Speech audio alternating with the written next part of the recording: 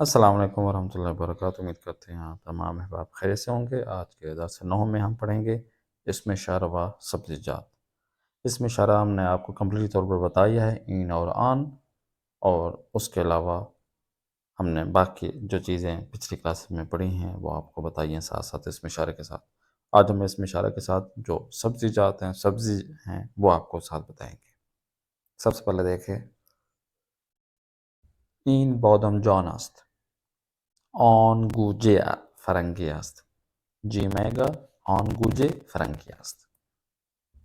इन प्याज आस्त ऑन शलगम आस्त। इन नाना आस्त फुदने को कहते हैं। ऑन न खुद फरंगी आस्त।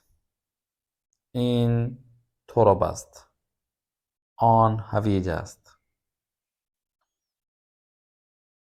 इन खियार आस्त ऑन गिशनीज आस्त। इन फिलफिल सब्ज आस्त ऑन फिलफिल किरमज आस्त।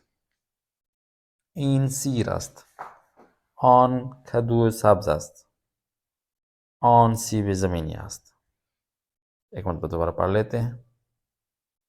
इन बॉदम जॉन आस्त ऑन गुजे फरंगी आस्त।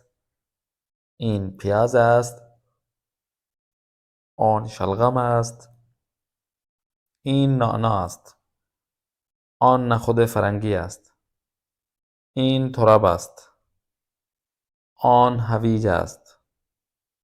इन खियार आस्त ऑन गिशनीज आस्त। इन फिलफिल सब्ज आस्त ऑन फिलफिल किरमज आस्त। इन सीर आस्त ऑन खदू सब्ज आस्त ऑन सीबे ज़मीनी आस्त। जैसे हमने अर्ज किया था, फिलफिल मिर्च को कहते हैं। अब फिलफिल सब्ज सब्ज मिर्च, फिलफिल किरमज लाल मिर्च हो गया। आगे चलते हैं। आज इन चीस्त इन गुजे फरंगी आस्त। इन चीस्त इन नखुद फरंगी आस्त। ऑन चीस्त ऑन थोराब आस्त ऑन चीस्त ऑन हवीज आस्त. آیا این پیاز است؟ نه خیر، این سیب زمینی است. آیا این خیار است؟ نه خیر، این کدو سبز است. آیا آن بادمجان است؟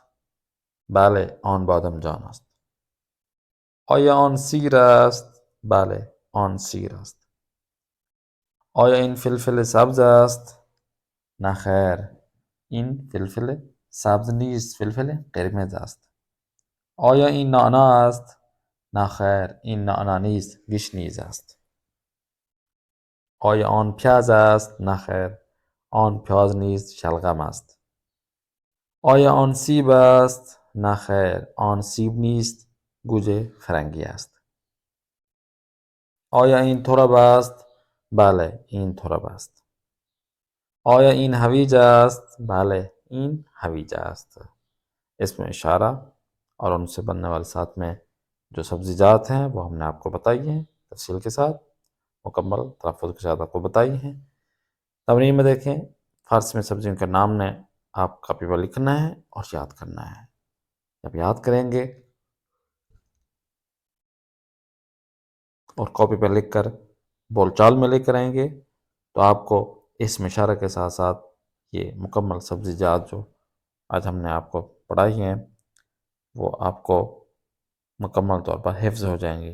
और जब भी आप सब्ज़ी लेने के लिए जाएंगे तो इन सब्ज़ी को जब देखेंगे तो आपको जुमलात याद आ जाएंगे। आज के इस प्रोग्राम के साथ अपने मेज़बान कारी मोहम्मद आसिफ इस्फानी को दें इजाज़त। अगले